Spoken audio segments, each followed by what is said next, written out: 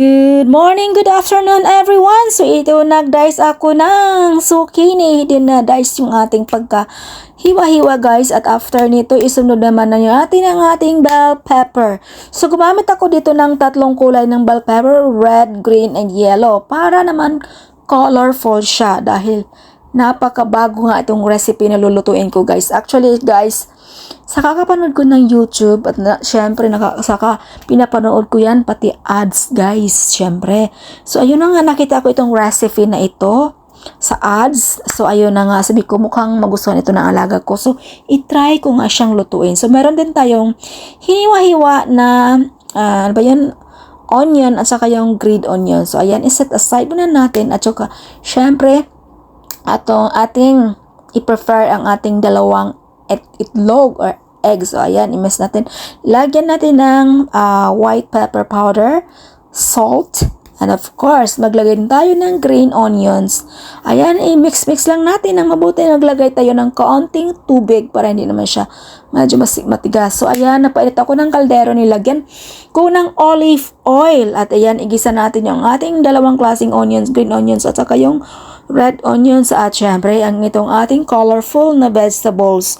So bell pepper at saka yung zucchini. So igisa-gisa lang natin yan hanggat ito ay mag half cook. Maglagay tayo ng konting asin at igisa-gisa na rin natin at syempre maglagay tayo ng butter na yan ay magpapasarap din.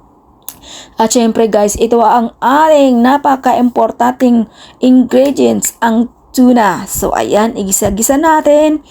At syempre guys, para mas malasa pa yan ang ating gulay at yung tuna, maglagay tayo ng chicken broth. Konti lang guys, para kumagaya na yung sabaw natin. So guys, syempre kailangan din natin na may konting sabaw yan.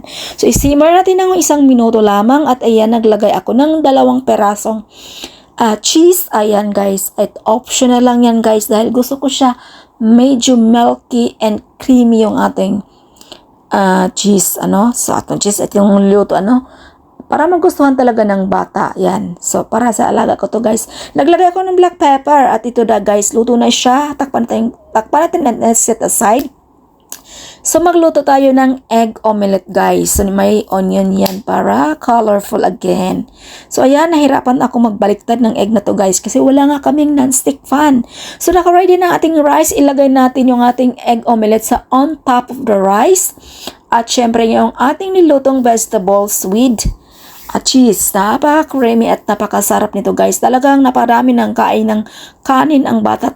Ayaw niyang kumain ng kanin guys, pero dahil dito napakain siya. So thank you everyone for watching. Please share my video.